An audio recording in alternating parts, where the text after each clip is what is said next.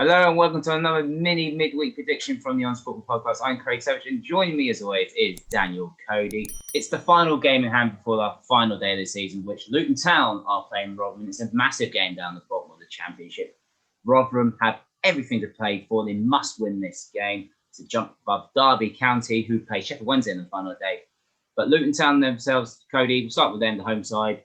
Nothing to play for, comfortable in mid-table. Picked up a 1-1 draw. Was you a bit disappointed that it ended in 1-1?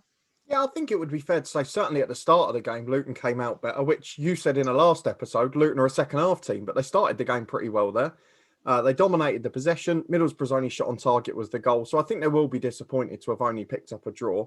The one thing I will say in fairness to Luton, and I'm not just saying this because I support them, is of all of those sides we've sort of talked about with nothing to play for in the middle, the vast majority have gone on holiday, have defensively got a bit weaker, have perhaps gone with a little defensive abandon, as Charlie would say. But Luton have been one of the strongest sides in the league since their safety was secured. They've still managed to motivate themselves. They've still managed to pick up results. So I actually think it was a pretty good performance again.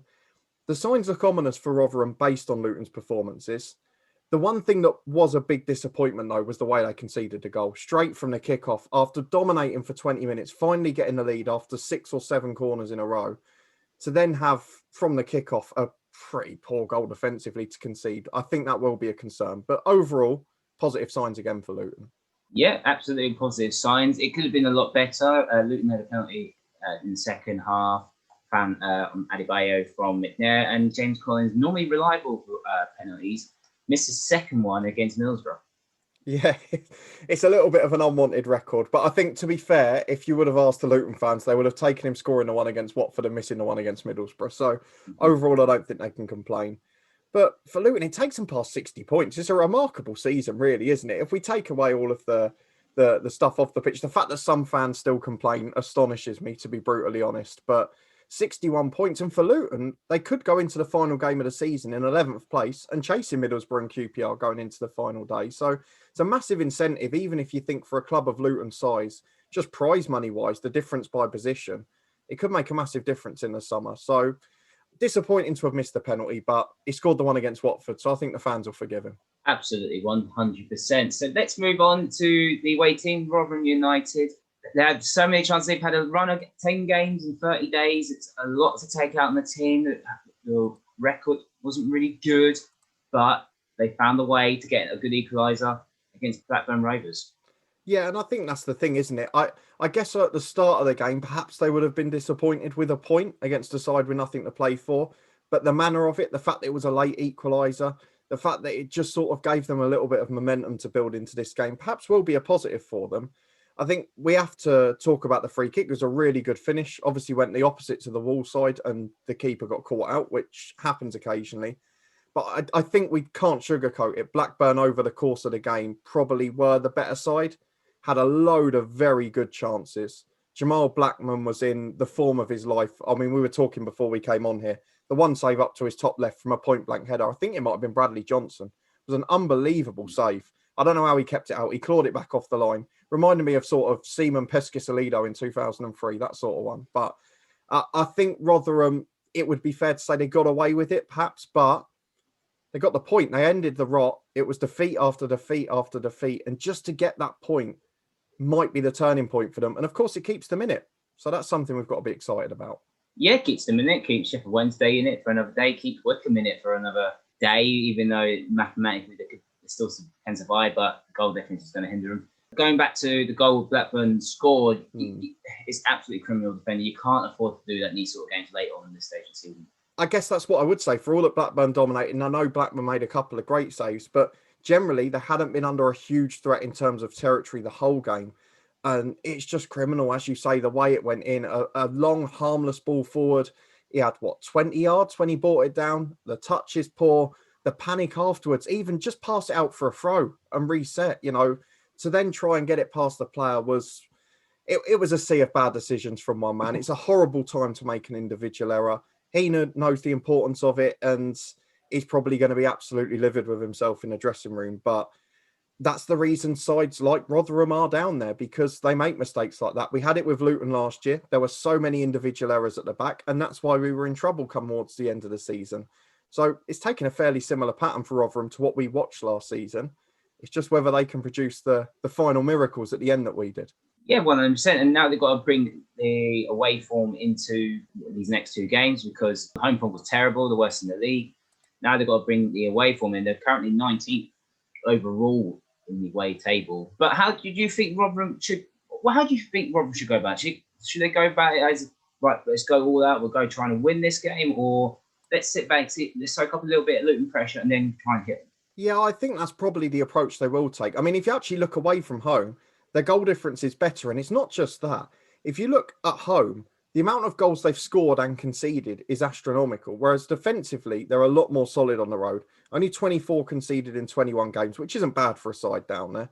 And they've actually picked up more wins and more points on the road, which only 7 sides have done this season. So that's got to be relatively impressive. I think they will try and set up with a solid base. I think the one thing we can say about Luton this season is they're not great at taking the chances, even when they have spells of domination. So if Rotherham can cling on in there and maybe Luton miss 1 or 2 chances, it only takes 1 goal on the break. And for Rotherham, I think they'll probably be quite pleased that these last 2 games are on the road. I think it actually gives them a better chance of surviving. And perhaps the one way to look at it is if they can nick a win, the momentum that will give them, because with goal difference, they'll be out of the relegation zone. The amount of confidence that will give them into the final day and the way it will crush the other 2, it could be their biggest game of the season and bigger than the game at the weekend. Do you see Luton making many changes, as they say? But I know Nathan Jones, he's repeatedly playing since they got that 50-point mark. They want to finish as high as possible.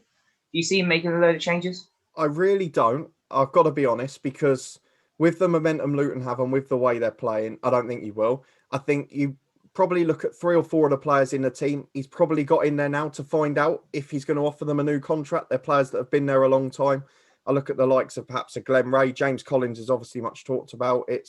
Are these players going to be the ones to take us forward up the Championship rather than just the ones to keep us there, as have done the last couple of years? So I think it'll be a relatively similar team, maybe 3 or 4 changes, but I think he's found a shape that works. I think he's found a squad that works. So even if the 11 changes a bit, I don't see the 20, the matchday squad changing too much. So let's get on to our prediction for Tuesday night's game. It's a 7:15 kickoff. It's live on Sky, even though it's live on Sky until before we started recording this. Troy Betts, who is not here, he has gone for Luton Town 3, Rotherham 1. He thinks that Luton will get an early goal and Rotherham will crumble. But like the weekend, Rotherham conceded an early goal, but didn't crumble. They got the point. So, Cody, how do you see this game playing out? I really don't know, because you will obviously know, as you have mocked me much privately for what I did last midweek, which was had 2 scores in my head and didn't go for the sensible one, which cost me 3 points. Mm-hmm. I'm torn between 2 very close score lines here, which is a 1-1 draw to repeat the weekend and remarkably a 2-1 Rotherham win, because I honestly believe this is the do or die game for Rotherham. Of course, we take out the fact that if they lose, they are essentially down because one of Derby or Sheffield Wednesday will pick up a point. So it's a difficult situation for them. They've got to get something in this game for me. I still think, despite Cardiff's poor home form, this is the easier of their 2 games, because Luton do waste chances. And for the way Rotherham play, to be able to soak up pressure, it might suit them better. Do I want to go against Luton? No. I'm going to go for 1-1. I think Rotherham are going to be in it come the final day, but they're going to be relying on Sheffield Wednesday. Yeah, that's how I see it. I really want Rotherham to win this game. As a Luton fan, I really want Rotherham to win this game. I think they'll do it. Luton's record on Sky has been pretty poor. So I think Rotherham will actually sneak this game, sneak the win. And I'm going to go with 2-1 to Rotherham. I can't remember the last time Rotherham scored 2. Yeah, I think Rotherham will sneak it. Not because I want Luton to win. I always want Luton to win. Every game I want Luton to win. But for this, I want something to happen dramatically on the final day. And if Rotherham get a win, gives them a shout, it's going to be absolute chaos on the final day. We saw what happened on the final day last season. It was chaos everywhere. So let's hope for another repeat. So let's have a quick recap of what we just predicted. Troy Betts has gone for Luton Town win. Daniel Cody is going for a draw. And I'm going for a Rotherham win. So it is 1 point at least guaranteed for one of us. And that's our prediction for this midweek. Do you agree with us or do you disagree with us? Let us know in the comment section down below. Give us your thoughts on this game. You can like this video, subscribe to the Honest Football Podcast, and you can follow us on Twitter at HonestFootball3. And we'll see you on the final day.